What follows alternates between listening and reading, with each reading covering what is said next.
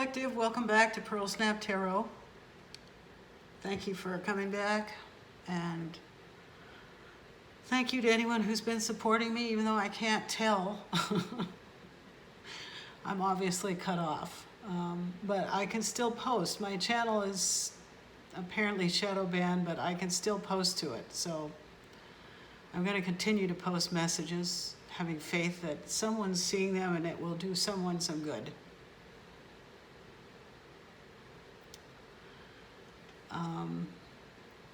What I'm getting from what I can pick up in the environment, both the matrix environment and the outside 3D, is that something's coming to a close pretty soon. Like this game is coming to a close soon, I think, and we're going to shift into a new phase. But we're in retrogrades, and I have heard of other starseeds talking a lot about programming, shedding programming in the matrix, and also addictions. So, I made that other video recently called Scapegoating Under the Microscope. And that was kind of a reminiscing about living in a certain dome town. Back in my dome town, I just went to another dome town after that, and then after that to another dome town, so, And before that, I was in a really, really, really, really big dome town, LA. I lived in LA for a while, in the 1980s. So I wanted to share with you some reminiscences about my time there, in particular one story about being in a rehab program in LA. And at that time, that's when I found the 12-step program. I was in there because I was smoking too much weed. So I just took myself into a program. I didn't have a court order to do it or anything. I just took myself there. And the program was run by LA County. It was a public rehab program. And that's when I discovered AA, and I discovered NA, and I discovered MA. MA was Marijuana Anonymous, because there were a lot of weed heads in LA, a lot. And all the people I hung out with, my crowd of, I hung out with a lot of artists back in the day. And they were all weed smokers, just about all of them.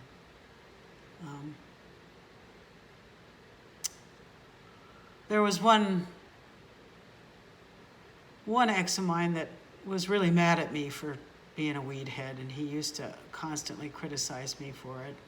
Maybe that was someone that was a nemesis, I don't know.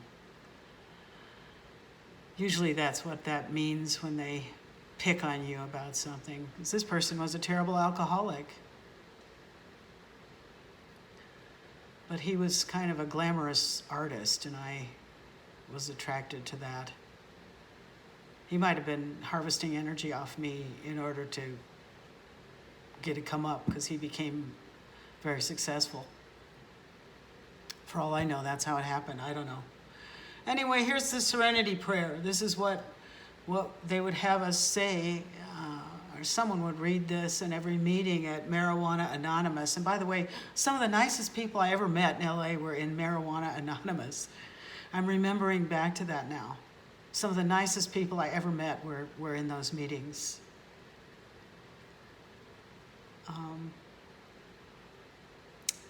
God, grant me the serenity to accept the things I cannot change, the courage to change the things I can, and the wisdom to know the difference.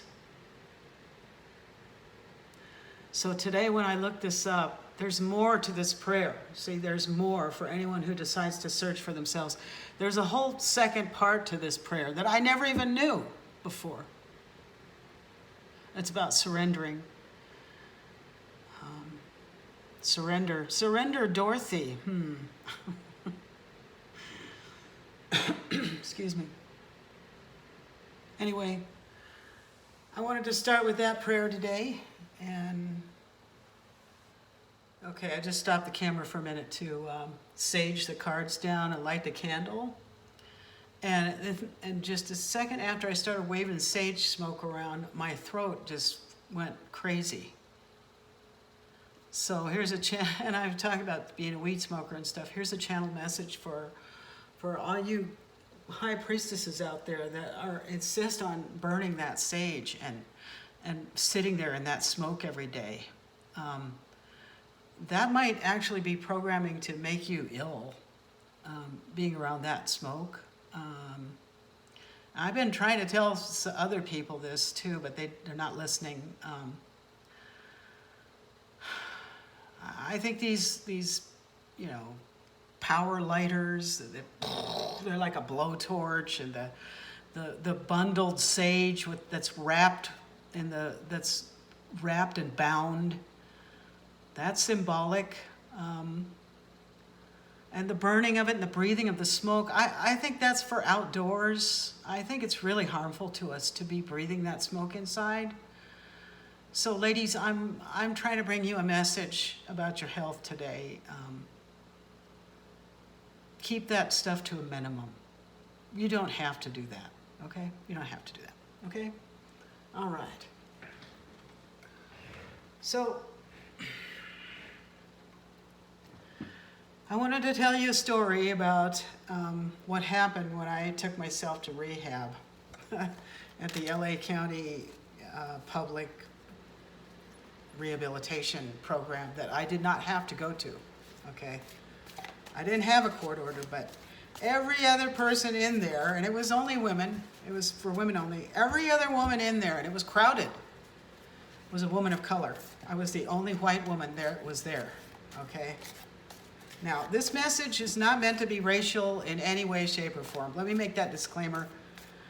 I don't want people coming after me saying I'm a racist or something. I'm pulling angel numbers right now. I'm not a racist. I've dated men of every color. In fact, my parents even threatened to disown me at one point because I became engaged to a black man, okay? I was engaged to a black man once upon a time, many moons ago. Many moons ago.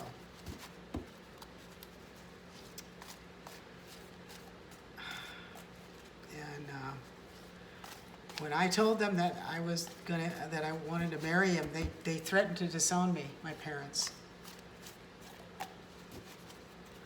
Now, I may not be racist, but I think my parents are.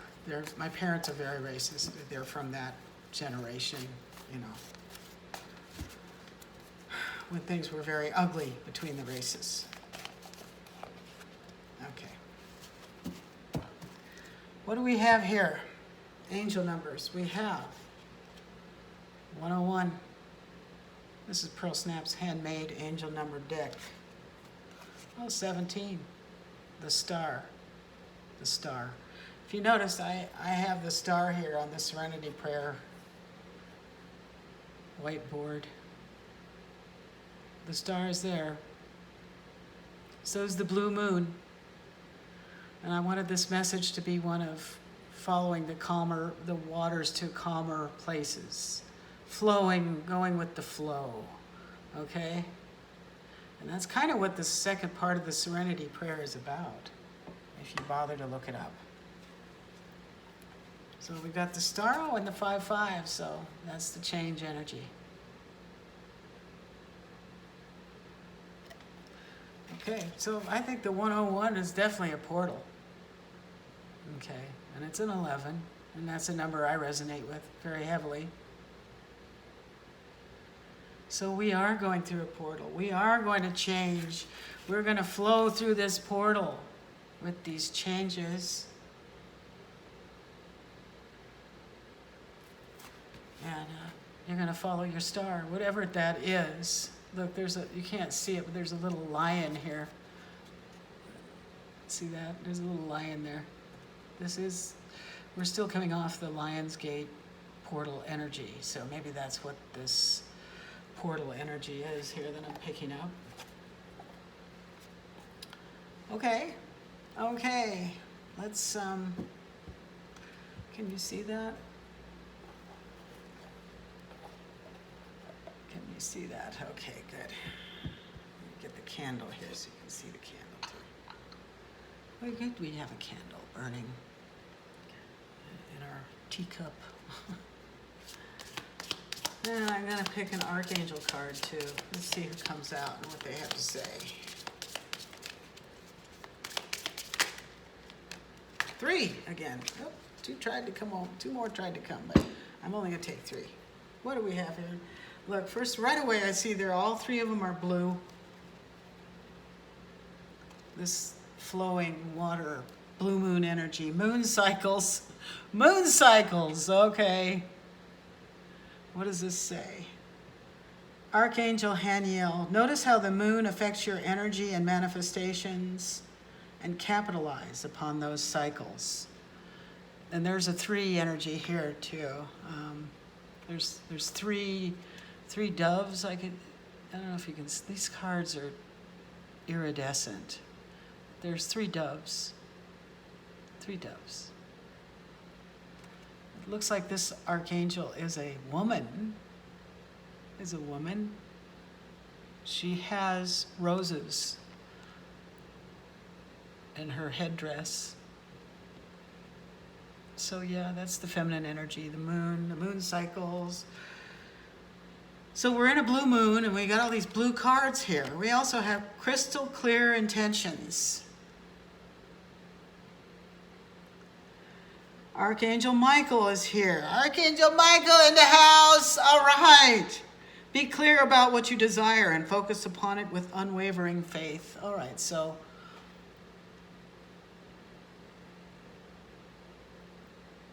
that's what we're being called to do. I think collective, you're trying to get through this portal. You want some change in your life and you've got some wishes, you've got some intentions you're trying to manifest, you're trying to create. It's beyond manifestation if you're a starseed. You're trying to create this new world for yourself. Trying to create this new world for yourself. Beloved one, Archangel Chamuel, I'm helping you with your spiritual soulmate relationship. Okay, so there's a soulmate out there that wants to, I guess it wants to reconnect or connect with you. And as I understand it, a soulmate is not necessarily a love partner type of relationship. It could be a business relationship. It could be a family member, just someone who came into your life to help you out somehow. Okay, and I've been getting some downloads that there's someone from a previous business relationship that wants to talk to me. I think there are several people like that. Some of them I'm blocking out.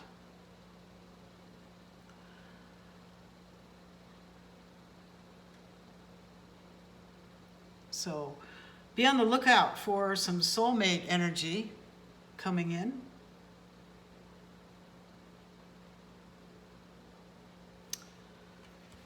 All right, I'm going to use this deck. I love this deck. I just love this deck, man. Love it. It is what is this deck called? It's called the Sacred Symbols for Divination and Meditation Oracle deck.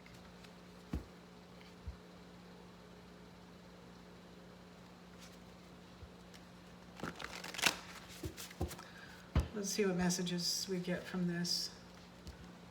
Oh, the candle is just about to go out here. Uh-oh, what does that mean? It's just barely, the candle I'm using here is just barely hanging in there.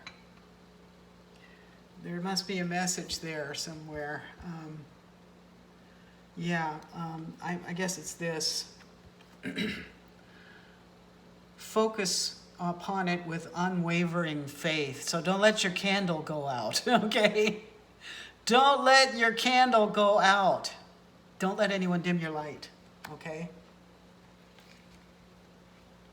I'm going to finish my story about the LA rehab because it goes along with the March on Washington sentiment that I included with my Pahana video, okay? And I felt like I got triggered into making that video in a good way. But I also realized that there are things about it that could be used by the dark side to claim that I have some sort of messiah complex or something like that, you know. I just asked the collective to go back to my videos. When have you ever seen me act like that in any of my videos? I don't really. I don't go around acting like that. That's not who I am. I'm actually a very humble person in real life. IRL, I'm a hermit. I don't mix with people. I stay in my own lane, you know, and I'm not going around trying to tell other people how to live. So, but when I want to, I can sit down and have a mega synchronicity like that reading was. There was even a 9-9 in it, okay? There was a 9-9 in that reading. I'll be darned, you know, that blew me away too, people. So God works in mysterious ways, boom. Stormy. Yeah, we're wanting to cross over out of these stormy waters. Remember what I said about into the peaceful flow. So we're trying to move on out of the stormy waters. But that is kind of what's going on right now, stormy weather, okay? Just look at the weather reports. That and fires, floods and fires. The other card that's come out here is a healer.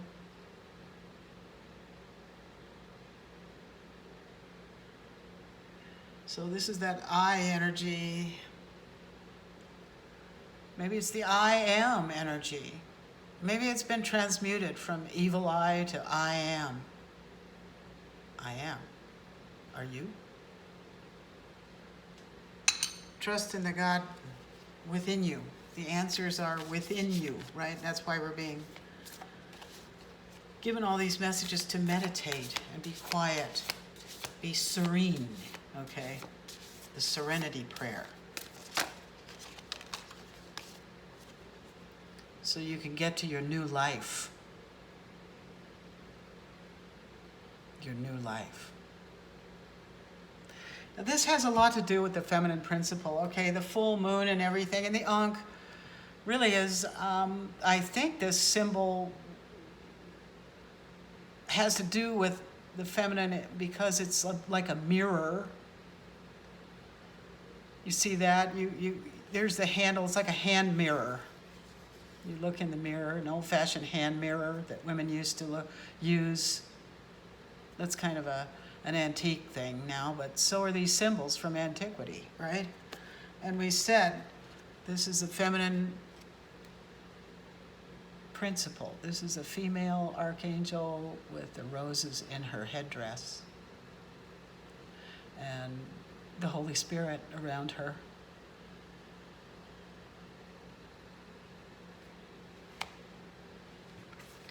So your new life may be found in the Christ consciousness, which does not necessarily mean you got to become a born-again Christian. That's not what it means at all. It just means discovering your awareness, your I am energy, your God energy, whatever you want to call it, source, most high God, whatever. You can't gain entry into that upper room without recognizing some kind of a higher power, okay?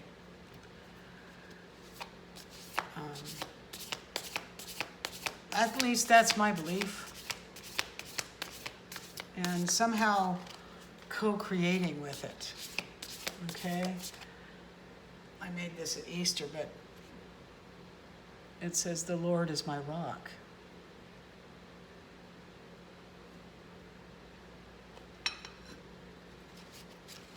So try to connect with your higher power energy to get through this portal, to get to out of the stormy waters, to get this healing that you need, okay? To get to this new life. And look at the colors that are coming up, all blue and purple and pink, like roses. Yeah, this really is the sisterhood energy. It's the sisterhood energy. The earth angel energy.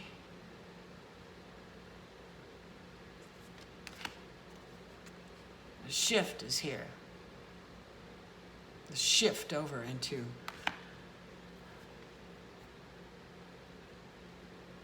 divine feminines becoming leaders.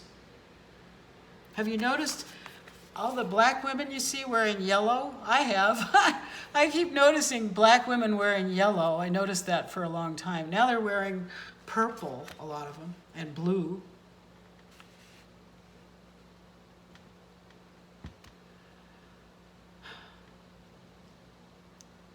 I wanted to link you to a video made by a notable divine feminine who's an icon of R&B music, the great Aretha Franklin. So there's a video, there's a video treat for you in the description box. Just link to that. It's a version of the Respect song that I'd never seen before, but it's really great. So if you want to raise your vibration, I would encourage you to click that link. It's really, really great. I was blown away by it, really. And in the video, she's wearing a pink suit, okay? And she's inside of a car dealership, like a car showroom. And so I think this is the energy of, replacing that old vehicle of yours. Of course, the vehicle is always symbolic of your body, or your old life, maybe. Maybe your old 3D life was kind of like a beater, a clunker. Yeah, I'm still driving one, and I'm trying to get to my new life. I keep hoping that maybe I'll somehow be able to get a new vehicle. And I've been working on it. I'm working on my current vehicle, my body. Went out and did my exercise today, took a long walk, and there were clones there trying to harvest off me on the walk, signaling to me and stuff.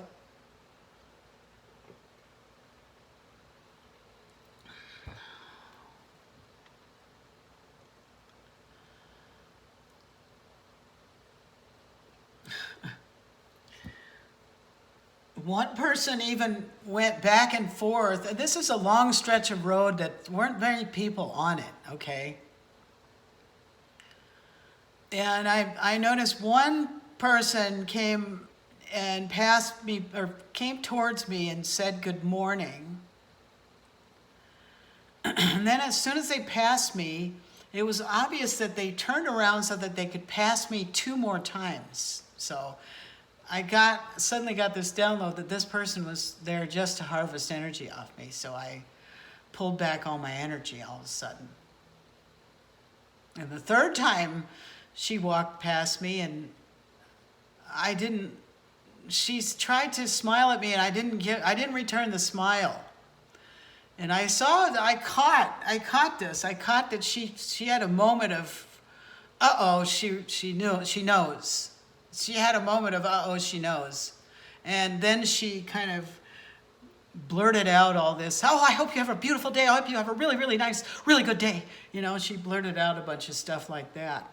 So I'm getting better at discerning who these people are that think they're going to harvest energy off me.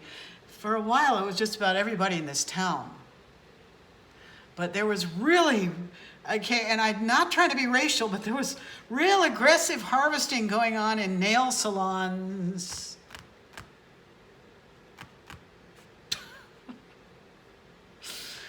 which I think I've linked you to this before, but I'm going to link you again to this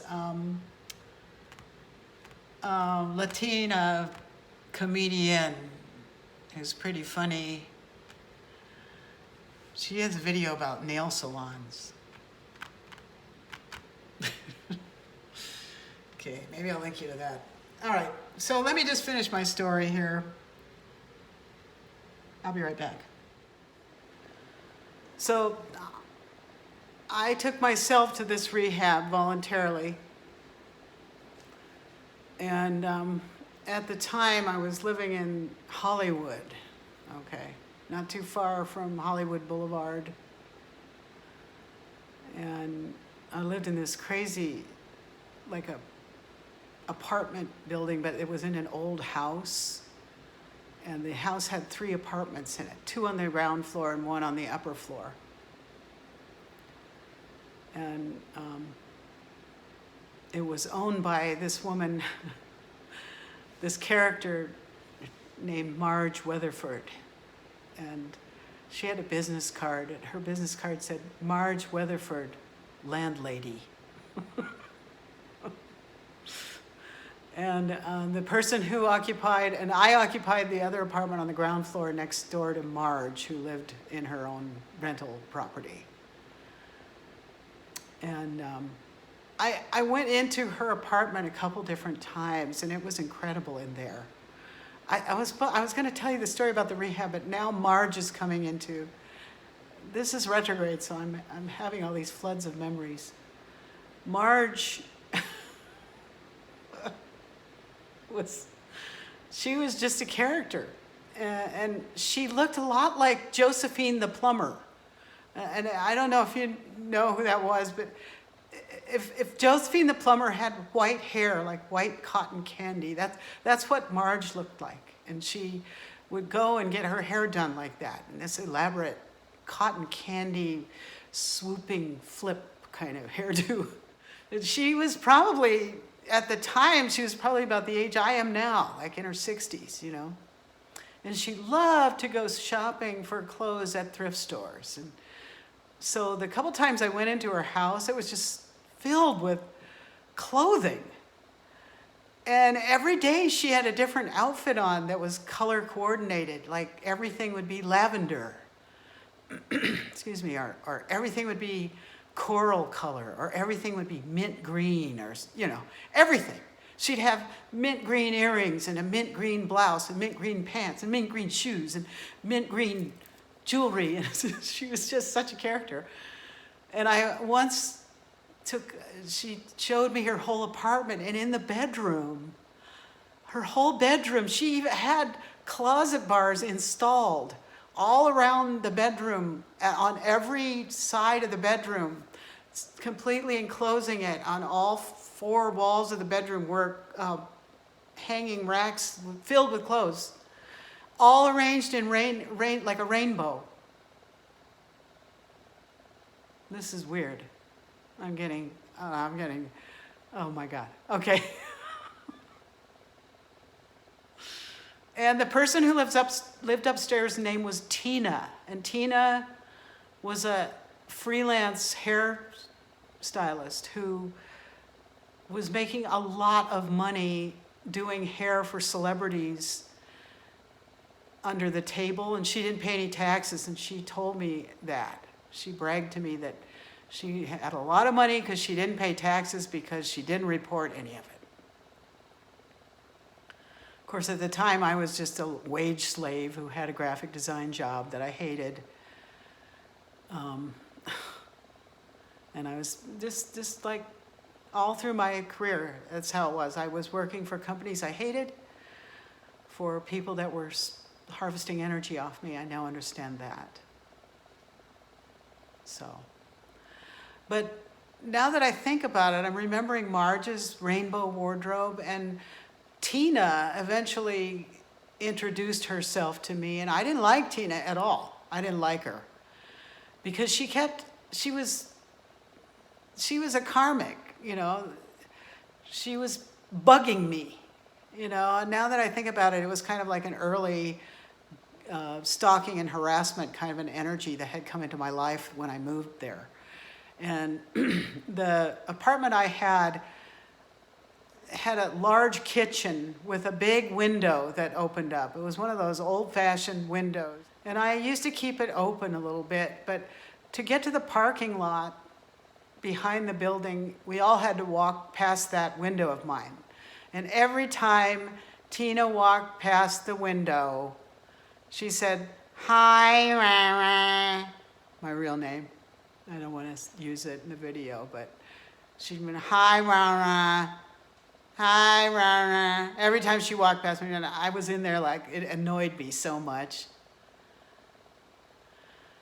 And she knew that I was a weed smoker. So gradually she weaseled her way into my consciousness, and then she weaseled her way into my life and let me know that she was a recovering addict, and she took me to a 12-step meeting eventually.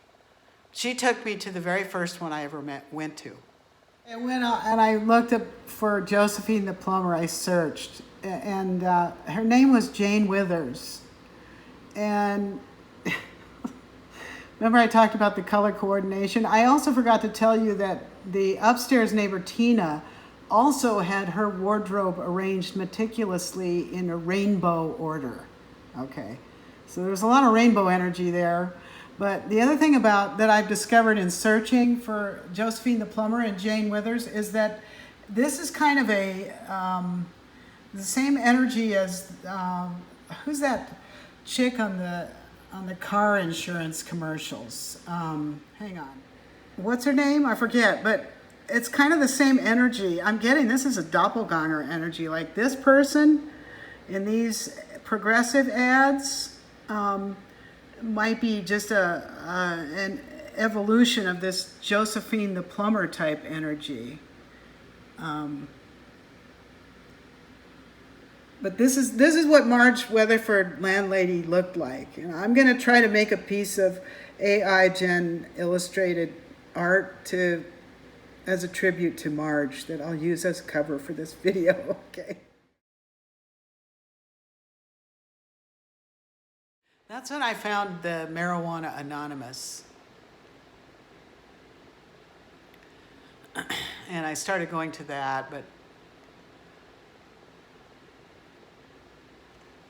I can't remember the exact order of things, but by the time I got myself into this LA County rehab program, my smoking was really out of control, and I was smoking cigarettes too.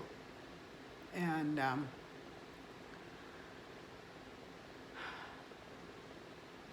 I told you I was the only white person in this group, in this rehab group. And I kept thinking to myself, gee, I felt really uncomfortable there. Like I didn't really belong. I kept wondering if I should really be there, you know. And when they went around the circle to share, it was kind of like a therapy group, you know. They would all talk about what happened to them, and they were terrible, terrible things. Terrible things. Some of them were getting off drugs like heroin and coke and crack and stuff. And some of them had crack babies, and some of them were victims of horrible domestic violence incidents. But I hadn't had any of those things happen to me. I was just there because I was smoking too much weed. And so I kept feeling like my experience wasn't bad enough to really justify me being there, like, you know. And it was kind of like 12-step one-upping, you know. If you went to a meeting of NA, which was Narcotics Anonymous, there were people there that would make you feel, if you only smoked weed, like, what are you doing here, you know? Your suffering isn't as bad as mine was or something. But no one ever talked to me like that in this rehab group. None of the other members of the rehab group that were there because the court ordered them to be. A lot of them had their kids taken away from them. And of course, I never had kids, so I didn't have that issue, you know.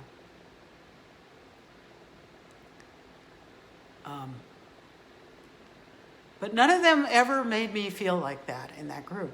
And when it was my turn to share, I just shared what I had to share, and no one was hostile to me or anything.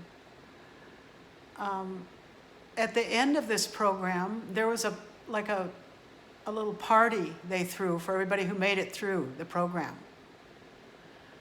And it's really, sorry, the snap's gonna get emotional again. At the end of the program, at the end of the party, I had a lot of people come up to me and tell me that I inspired them to be better, to get an education, because they wanted to be educated like me. They wanted to be, a lot of them never got to go to college like I did.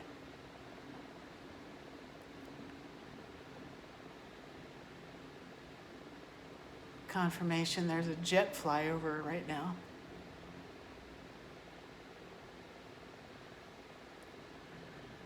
They wanted to be able to speak in an articulate way and to be able to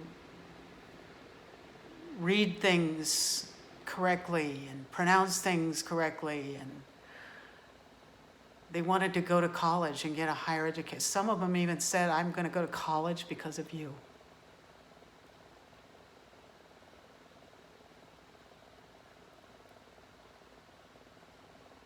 And these are people from the lowest part of the economic spectrum. So, you know, never think that God doesn't put you places for a reason. That whole time I told you I was feeling like I wasn't sure why I was there. I didn't find out till the end.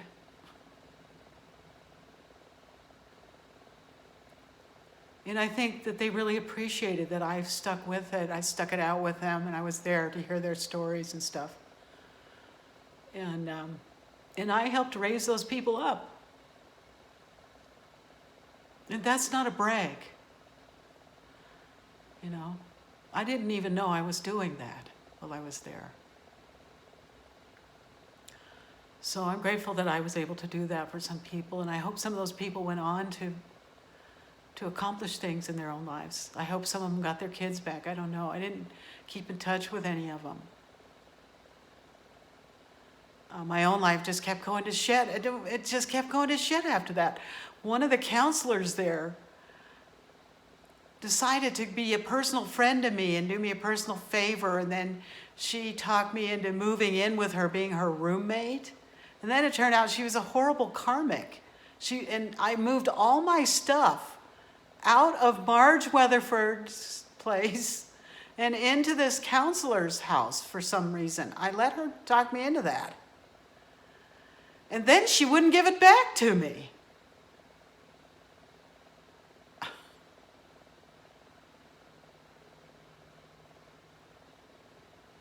I don't want to go too deep into that part of the story, but it really messed me up, and it led to me leaving Los Angeles. Okay, I'm trying to be prepared. I want to make passage out of here.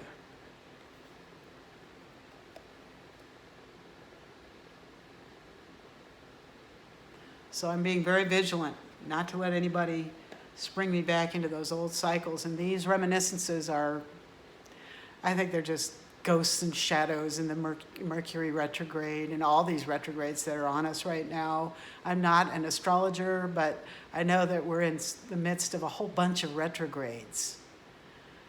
And it's, you know, the big event in this season is this big moon, the blue moon that's coming. I think it's on Friday.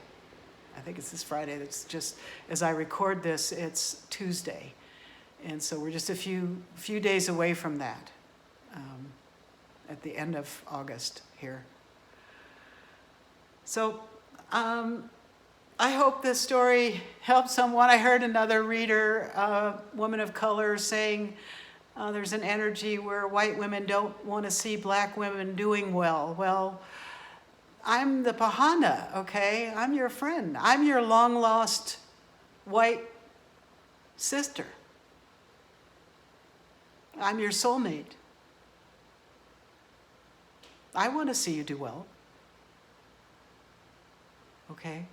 So don't be throwing back this energy that white people don't matter or whatever. Don't do that. Don't go there. Yes, there are some that are malicious, but you can use your discernment to see who they are now. It's pretty obvious.